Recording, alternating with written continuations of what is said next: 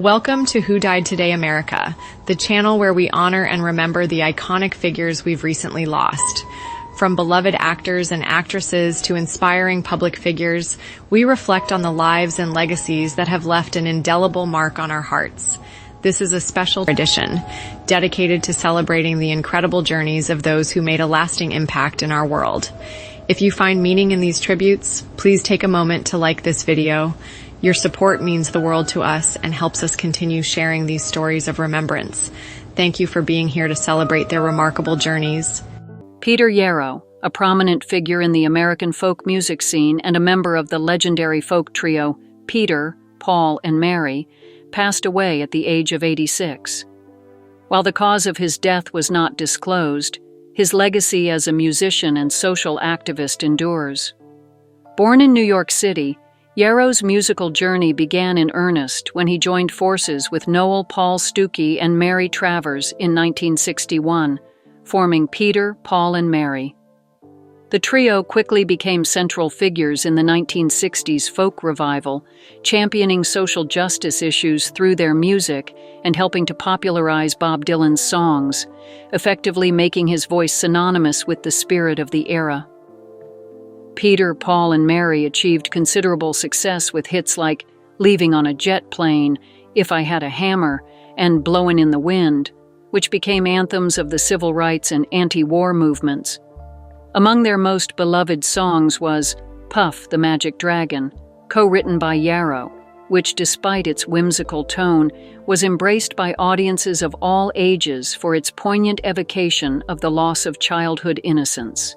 Beyond his musical achievements, Yarrow was deeply committed to social activism, using his platform to advocate for peace and human rights. He participated in the 1963 March on Washington and remained a persistent voice for social change throughout his career, often blending his activism with his music to inspire action on political and social issues. Yarrow's influence extended beyond the stage as he contributed to various humanitarian causes and supported emerging musicians. His commitment to social causes was perhaps most evident in his involvement with the organization Operation Respect, which he founded to promote tolerance and civility in schools. As a member of Peter, Paul, and Mary, Yarrow earned numerous accolades, including several Grammy Awards, and left a lasting impact on the world of folk music and the broader cultural landscape. His work not only enriched the American folk music repertoire, but also echoed the hopes and dreams of a generation striving for change. Peter Yarrow's death marks the end of an era for those who grew up listening to his music and were inspired by his dedication to activism. His songs and his commitment to social justice have left an indelible mark on the hearts of many and will continue to inspire future generations. Jeff Baena, an innovative American screenwriter and film director known for his quirky and introspective films, passed away unexpectedly at his Los Angeles home at the age of 47. His death was confirmed when his assistant found him unresponsive. He was pronounced dead at the scene. The cause of death has not been disclosed. Born on June 29, 1977 in Miami, Florida, Baena grew up in a secular Jewish family. He pursued his passion for film at New York University's prestigious Tisch School of the Arts, where he graduated with a degree in film. Post-graduation, Baena moved to Los Angeles to further his career in the film industry. Baena's career began behind the scenes as a production assistant for renowned filmmaker Robert Zemeckis on major films such as What Lies Beneath and Cast Away. He then worked closely with writer-director David O. Russell as an assistant editor. Their collaboration deepened following a car accident that left Baena with a significant eye injury, during which time they co-wrote several scripts, including the critically acclaimed I Heart Huckabees. Baena made his directorial debut with the zombie comedy Life After Beth in 2014, which premiered at the Sundance Film Festival. The film starred Aubrey Plaza, marking the beginning of a frequent collaboration between Baena and the actress. He continued to make his mark with Joshi and the black comedy The Little Hours, which showcased his ability to blend dark humor with poignant moments. His later works included Horse Girl and Spin Me Round, both co-written with actress Alison Brie, who starred in the films alongside Plaza. Baena also ventured into television with the anthology series Cinema Toast in 2021, where he served as creator and executive producer. Beyond his professional life, Baena was known for his relationship with Plaza, with whom he shared a deep personal and creative bond.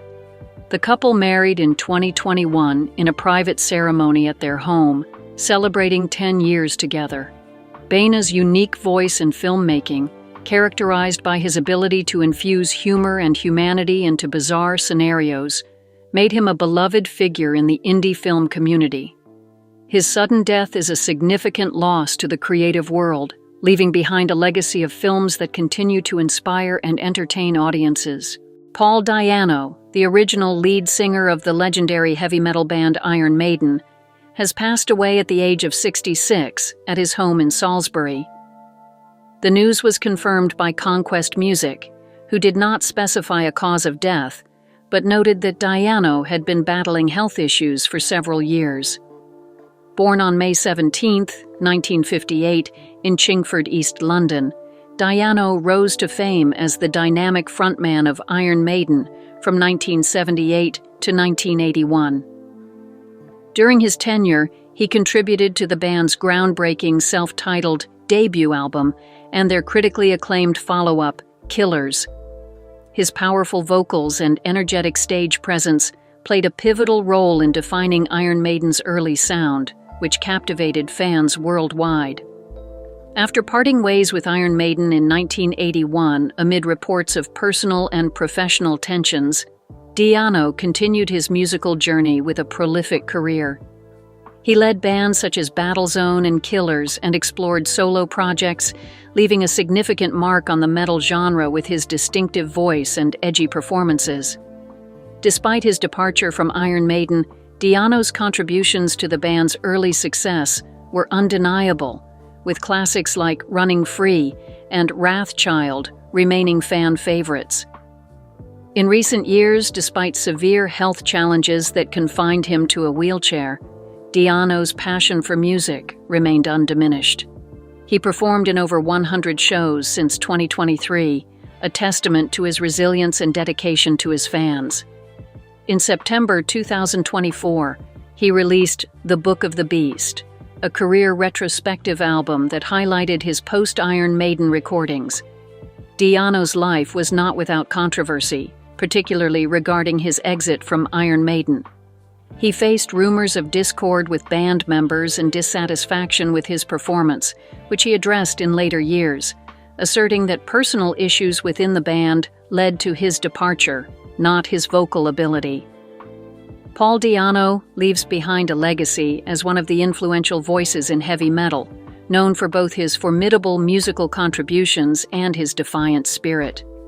As the music world mourns his loss, fans and fellow musicians remember him not only for the tracks he immortalized, but also for his enduring impact on the metal scene.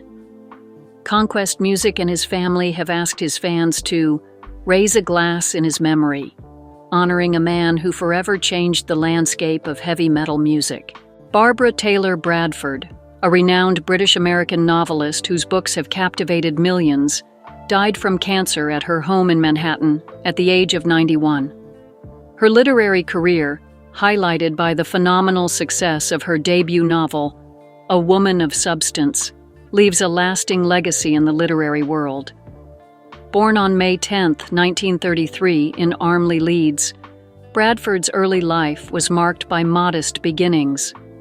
Her father, an engineer and World War I veteran, and her mother, who raised Bradford with immense love after the early death of her brother, influenced her resilient character. Bradford's passion for writing emerged early, inspired by a broad range of classic authors and her own rich family history, which she later discovered included ties to British nobility. Bradford's career began in journalism, working initially for the Yorkshire Evening Post, and later moving to London to become the fashion editor for Woman's Own magazine. Her transition from journalism to full-time novel writing was driven by a deep-seated desire to not reach her middle age with unfulfilled literary ambitions. A Woman of Substance not only achieved bestseller status, but also became one of the top-selling novels of all time, inspiring multiple sequels and adaptations into television miniseries. Throughout her career, Bradford wrote 40 novels, which have been translated into 40 languages and sold more than 90 million copies worldwide. Her stories often featured formidable heroines whose humble beginnings and fierce determination mirrored her own life's narrative. Beyond her writing, Bradford was an astute businesswoman, amassing considerable wealth and living a life of notable luxury, though she approached such topics with humor and grace when discussed in public. Her contributions to literature were recognized with several honorary degrees, and her appointment as an Officer of the Order of the British Empire, OBE, by Queen Elizabeth II in 2007. Bradford's manuscripts are archived alongside those of the Bronte sisters at the University of Leeds, a testament to her significant contribution to English literature. Married to American film producer Robert E. Bradford in 1963, after moving permanently to the United States, she lived a fulfilled life alongside her husband until his death in 2019. Bradford's final years were marked by continued engagement with her writing and public life, even as she faced health challenges. Barbara Taylor Bradford's passing marks the end of an era for her readers and the literary community, leaving behind a legacy of inspiring, empowering, and captivating storytelling that will endure for generations to come. Paul D'Amato, an American actor celebrated for his portrayal of the lead antagonist in the iconic hockey film Slapshot, passed away at the age of 74. D'Amato succumbed to progressive supranuclear palsy, a rare brain disorder, after a 4-year battle with the disease. His death occurred in East Brookfield, Massachusetts, surrounded by loved ones. Born on October 2, 1949, in Worcester, Massachusetts, D'Amato embarked on his entertainment career as a stagehand at the tender age of 14 before transitioning to acting. He honed his craft at Emerson College, where he not only appeared in school productions, but also played on the ice hockey team, which serendipitously paved the way for his memorable role in Slapshot. After college, he moved to Montpelier, Vermont in 1974, where he engaged with the local theater scene. D'Amato's acting career flourished both on stage and screen. His portrayal of Tim Dr. Hook McCracken in Slapshot became a defining role, earning him widespread recognition. Beyond this, he appeared in several notable films including The Deer Hunter and Heaven's Gate, as well as on television in multiple episodes of Law & Order and Law & Order: Criminal Intent. His stage presence was equally formidable, with performances ranging from Shakespeare to modern dramas like the off-Broadway revival of Requiem for a Heavyweight in 1996. Beyond his professional endeavors, D'Amato was known for his engagements with the community, particularly within the ice hockey scene. He frequently participated in events that combined his passion for the sport with charitable causes, including a notable appearance in 2012 to raise funds for Hope Lodge in Worcester. D'Amato's personal life was as rich as his professional one. He married Bertine Colombo in the mid-1970s, whom he met during his college years. Later in life, he was engaged to Marina Ray, with whom he shared his final years. Paul D'Amato's legacy is marked not only by his robust film and television career, but also by his dedication to community service and his resilience in the face of a debilitating illness. His contributions to the arts and his community ensure that his memory will live on in the hearts of those he touched both on and off the screen. Julian Arnold, a staple of Edmonton's vibrant theater scene, tragically passed away during a performance at the Citadel Theatre. He was performing in the annual production of A Christmas Carol, where he played the roles of Marley and Mr. Fezziwig. The exact cause of Arnold's death was not disclosed, but it occurred after a medical emergency during the show. He was 56 years old. The incident unfolded around 8:28 p.m., prompting immediate attempts at resuscitation by medical professionals from the audience, front-of-house team members, and paramedics who swiftly responded to the scene. Despite their efforts, Arnold died in the theater.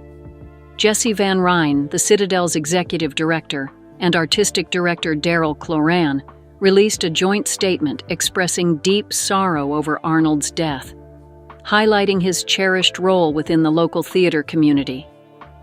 His presence brought joy, heart, and depth to every role, and his artistic contributions and big hugs will be deeply missed, they said. Julian Arnold was not only a celebrated actor, but also an influential figure in the Edmonton arts community. He was a founding member of Free Will Players, a company known for producing the Free Will Shakespeare Festival. David Horak, the festival's artistic director, reflected on Arnold's unique ability to bring warmth and humanity to his roles, describing him as a person who mirrored the big-hearted characters he played on stage. Arnold's career was marked by his talent for making complex texts relatable and conversational, endearing him to both audiences and colleagues alike. "There's nobody quite like him," Horak added, underscoring the profound impact Arnold had on those around him. Born and raised in Edmonton, Arnold was a graduate of the University of Alberta, where he earned both his Bachelor and Master of Fine Arts degrees, specializing in directing. His commitment to his craft and his community made him a beloved figure in local arts circles. The Citadel Theatre has announced slight scheduling changes to future performances of A Christmas Carol and plans to contact affected ticket holders directly. As the theater and Arnold's family navigate this difficult time, they have asked for privacy and patience from the public. As tributes pour in, the legacy of Julian Arnold's artistic journey and his contributions to the cultural fabric of Edmonton will undoubtedly continue to be celebrated, preserving his memory as a cherished icon of Canadian theatre. Kelly Powers, a prominent American podiatric surgeon and television commentator, known for her extensive work in medical advocacy and her frequent appearances on major news networks like Fox News and Fox Business, passed away at the age of 45. Powers died at her home in Colts Neck Township, New Jersey, after a 4-year battle with glioblastoma, an aggressive form of brain cancer she was diagnosed with in 2020. Born on May 13, 1979, in Yonkers, New York, Kellyanne Powers was the daughter of Joan Marie and Joseph Powers and was raised in Westchester County. She pursued higher education vigorously, starting with a bachelor's degree from Baruch College, followed by a master's in environmental science from the University of San Francisco, where she focused her thesis on skeletal fluorosis in Eastern Africa.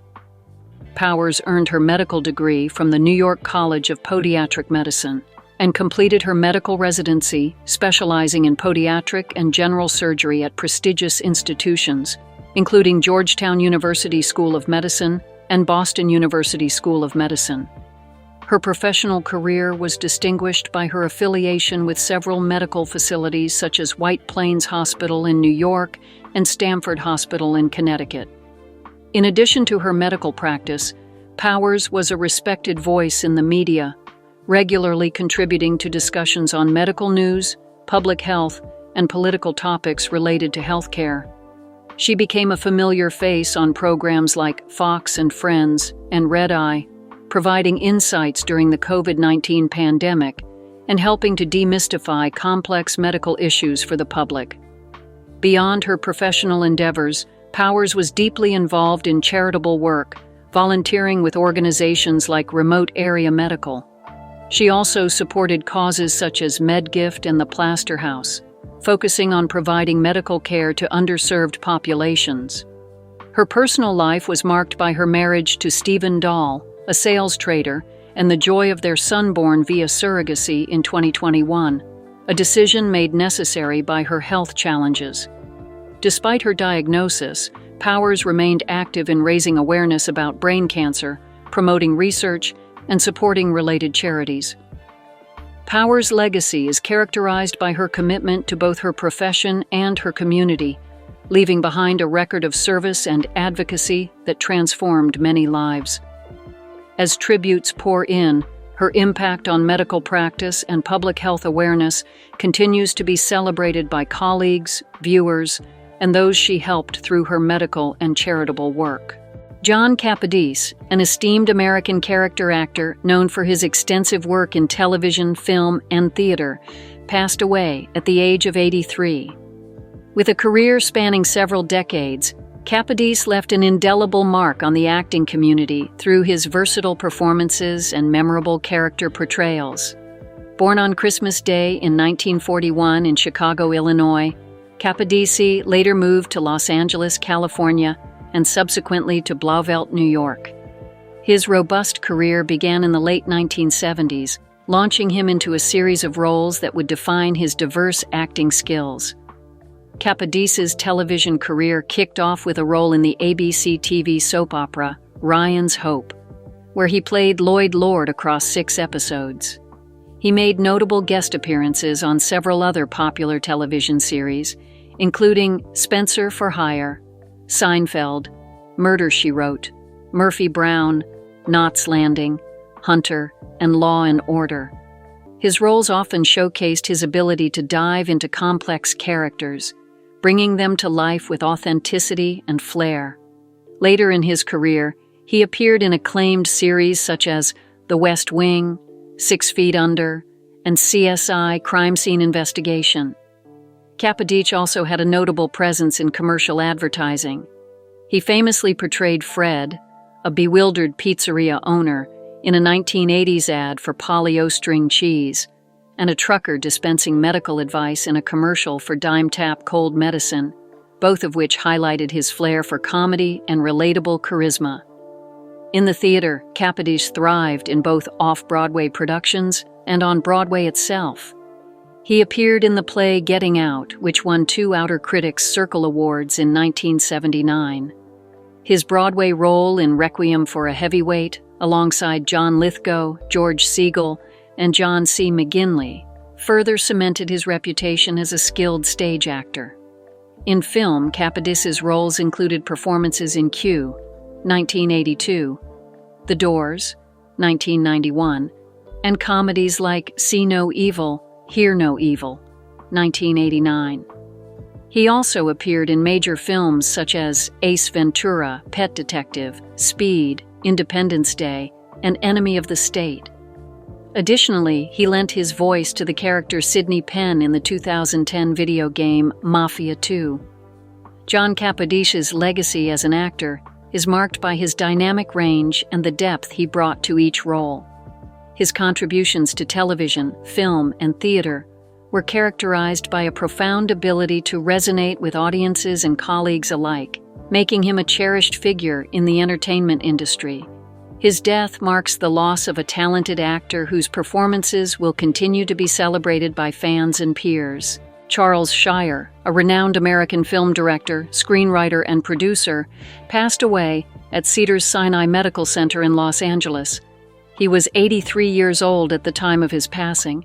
Shire's career spanned several decades, during which he created some of the most beloved comedies in American cinema, often with romantic undertones. His legacy includes influential works such as Private Benjamin, Father of the Bride, and The Parent Trap. Born in Los Angeles, Charles Shire was the son of Lois Delaney and Melville Shire, a production executive and early film director who worked alongside D.W. Griffith. His early exposure to the film industry through his father, one of the founders of the Directors Guild of America, deeply influenced his career path. After attending UCLA, Shire entered the Directors Guild of America's apprenticeship program, starting as an assistant director. His passion for writing soon led him to television, where he became the head writer and associate producer for The Odd Couple. Shire's big break came with the film Private Benjamin, 1980, which he co-wrote and produced. The film, starring Goldie Hawn, challenged the prevailing industry norms by proving that a movie with a female lead could achieve significant box office success. Private Benjamin was not only a commercial hit, but also garnered several Academy and Golden Globe nominations, setting the stage for Shire's future successes. Throughout his career, Shire had a knack for blending humor with poignant observations on relationships and societal roles. This is evident in films like Baby Boom and his directorial debut Irreconcilable Differences, where he explored themes of personal and professional conflict with both sensitivity and a light touch. His adeptness at remaking classics with a modern twist was showcased in the 1991 remake of Father of the Bride, which received widespread critical acclaim and was a box office hit. In addition to his feature films, Shire ventured into different domains such as fashion films and adaptations, always looking to push the boundaries of traditional storytelling. His last projects included The Noel Diary and Best, Christmas, Ever, both of which continued his trend of exploring human emotions through comedic elements.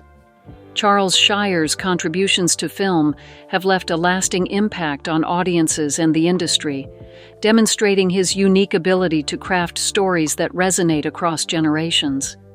His passing marks the end of an era for those who admire his blend of comedy and heartfelt storytelling. Art Evans, a veteran American actor known for his diverse roles in both film and television, passed away due to complications from diabetes. He was 82 years old at the time of his death. Throughout his nearly 40-year career, Evans made significant contributions to the entertainment industry, showcasing his wide-ranging talents across numerous memorable performances. Born on March 27, 1942, in Berkeley, California, Evans began his acting journey with Frank Silvera's Theater of Being in Los Angeles. His Broadway debut came in 1965 with The Amen Corner, marking the start of a prolific career. Evans first appeared in film in an uncredited role in Claudine, 1974, followed by his credited debut on the television show Chico and the Man in 1976. His portrayal of Blind Lemon Jefferson in Leadbelly, 1976, highlighted his ability to play complex characters and his musical talents, setting a high standard for his subsequent roles. Evans's filmography includes a variety of significant roles that showcased his versatility as an actor. He was perhaps best known for his part in Die Hard 2, where he played Leslie Barnes, the chief engineer at Dulles International Airport. In this pivotal role, he assists Bruce Willis's character in thwarting a terrorist plot, a performance that remains one of his most recognized contributions to film. Other notable movies include Fright Night, Ruthless People, and Trespass, each highlighting his skill at adapting to different genres from horror to comedy and action. Evans also had a substantial presence on television, appearing in popular series such as MASH, Hill Street Blues, Monk, The X-Files, and Family Matters. On A Different World, he portrayed Mr. Johnson, further endearing him to audiences with his charismatic and engaging performances. His ability to bring authenticity and warmth to his roles made him a favorite among viewers and critics alike. Aside from acting, Evans starred in the music video for Stevie Wonder's Go Home, demonstrating his continued connection to music and the arts.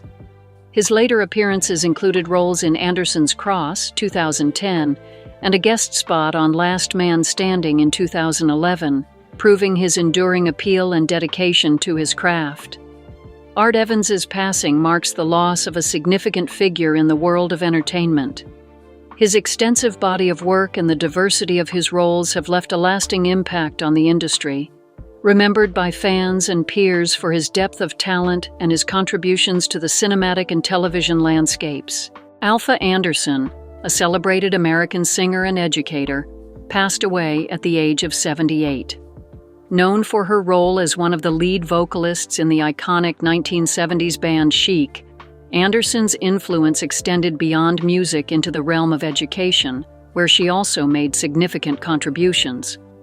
Born on September 7, 1946 in Augusta, Georgia, Anderson was musically inclined from a young age, composing her first song at just 3 years old.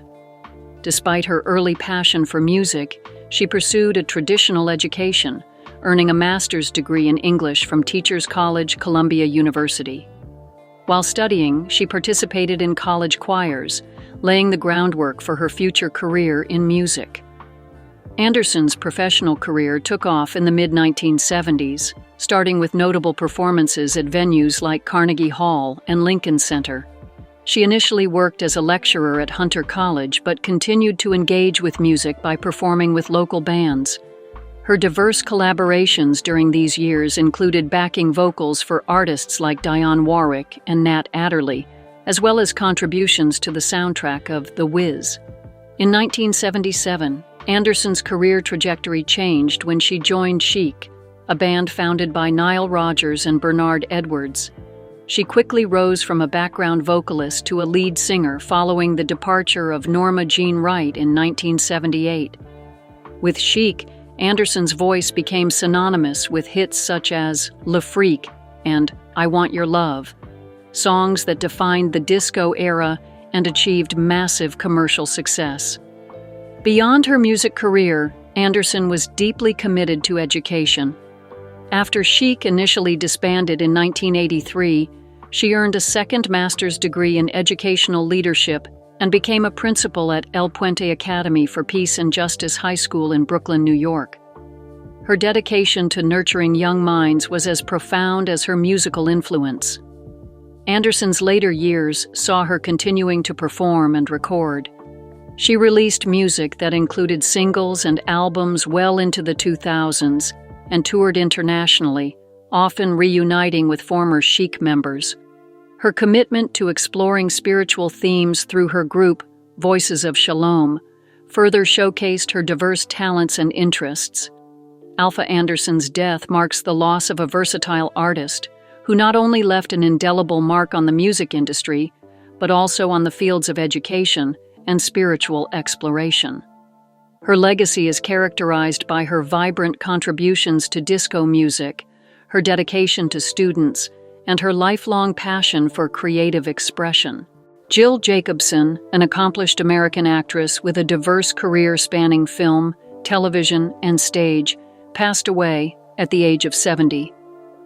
Jacobson succumbed to esophageal cancer after a valiant 2.5-year battle with the illness.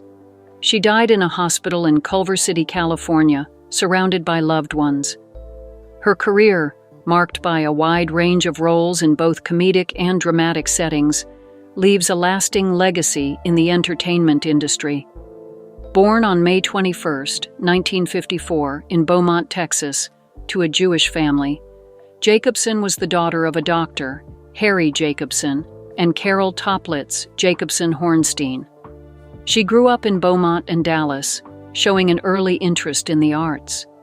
Jacobson pursued her passion for performance at the University of Texas at Austin, where she earned a Bachelor of Science degree in radio, television, and film/performance. Following her graduation, Jacobson relocated to Los Angeles to chase her dreams in acting. She quickly made her mark in the 1970s, beginning with her portrayal of the titular character in the film Nurse Sherry. Over the decades, her talent brought her roles in a slew of notable television series including Days of Our Lives, Newhart, Castle, Star Trek, The Next Generation, and Star Trek, Deep Space Nine. She also appeared in films such as Splash and Bad Georgia Road. Jacobson was not only a talented actress, but also a stand-up comedian, often performing at renowned venues like The Improv, the Comedy Store, and the Laugh Factory in Los Angeles. Her ability to seamlessly transition between media showcased her versatile talent and dedication to her craft. Beyond performing, she contributed to the industry as an executive producer and writer, exemplified by her work on The Circle and the 2014 short film Mike Hoare, which she also wrote. Jacobson's dedication to her craft was recognized with several accolades, including the 2014 Scaricon Film Festival Award for Best Supporting Actress for her role in Last Look. Her commitment extended beyond the screen as she served as a national spokesperson for the American Cancer Society, leveraging her visibility to raise awareness and support for cancer research and patient care. Her final television appearance was in the series Etheria in 2020, and she will be seen posthumously in the upcoming TV show Merrily, set to be released in 2025. Jacobson's passing is mourned by her family, friends, and a legion of fans who admired her for her talent, resilience, and the warmth she brought to every role. Jack Jones, an illustrious American singer and actor renowned for his melodious voice and charm, passed away from leukemia at the age of 86. Jones died at Eisenhower Medical Center in Rancho Mirage, California, leaving behind a legacy adorned with Grammy Awards and a wealth of memorable performances both on stage and screen. Born in Hollywood, California, Jones was literally born into show business, declaring he was practically born in a trunk the morning after his father, Alan, recorded his signature song, The Donkey Serenade. His mother, actress Irene Hervey, further immersed him in the entertainment world.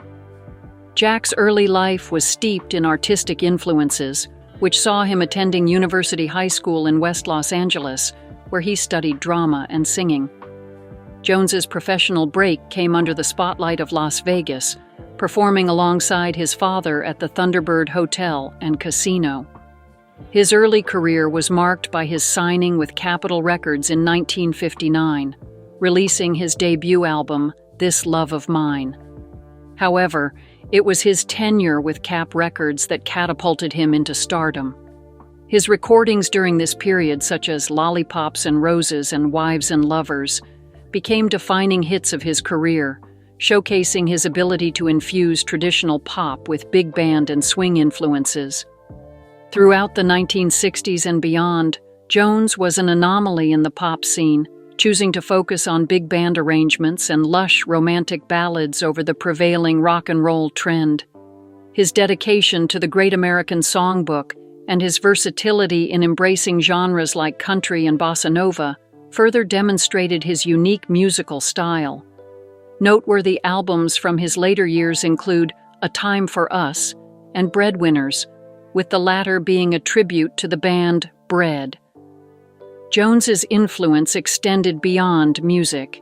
He sang the iconic opening theme for the television series The Love Boat and made notable appearances in films and other TV shows. His cameos and roles spanned from comedic sketches in Airplane 2, the sequel, to serious performances in musical theater productions like Man of La Mancha. His personal life was as vibrant as his career, marked by multiple marriages and a family that included 2 daughters. In his later years, he lived with his wife, Eleonora, in Indian Wells near Palm Springs. Jack Jones's passing marks the end of an era for classic American vocal music. His smooth voice, which graced stages around the world and brought life to countless classics, will be remembered fondly by fans and peers alike. His musical legacy continues to influence and inspire, resonating through the timeless quality of his recordings and the fond memories of his performances. Breaking news. News 1.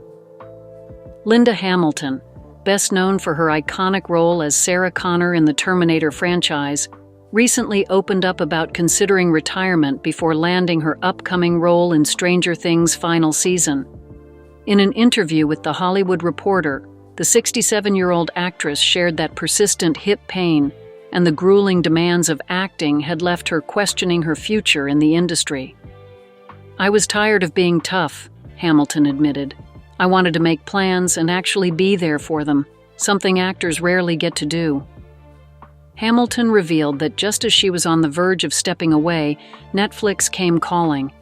Her agent didn't hesitate when asked if she was available for the hit series. "He didn't even ask me," she joked, adding that the opportunity reignited her passion for acting. Reflecting on her intense preparation for Terminator, Dark Fate, Hamilton acknowledged that her days of action-packed roles might be behind her. "I'm looking for roles that aren't all blood and tangles," she said, expressing excitement about exploring more diverse and nuanced characters. Despite the challenges, Hamilton remains grateful for her career's longevity and is ready to embrace her next chapter. "I'm happy with the work I'm getting now. It's a refreshing change," she concluded. Fans are eagerly awaiting her return to the screen in Stranger Things. News 2. Action star Keanu Reeves, known for his roles in the Matrix and John Wick franchises, is recovering from a knee injury that he says could rival any on-screen stunt. The 60-year-old actor recently shared details of the mishap while promoting his comic book series BRZRKR at San Diego Comic-Con. The injury occurred in January during the filming of Good Fortune, a comedy directed by Aziz Ansari and co-starring Seth Rogen.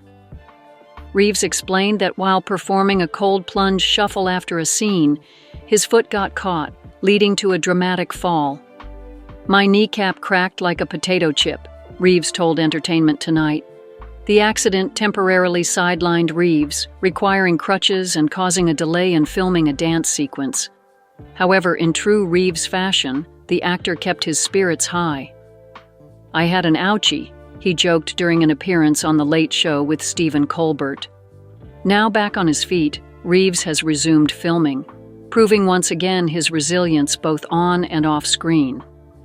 Fans are thrilled to see him back in action, with many praising his dedication and humor in the face of adversity.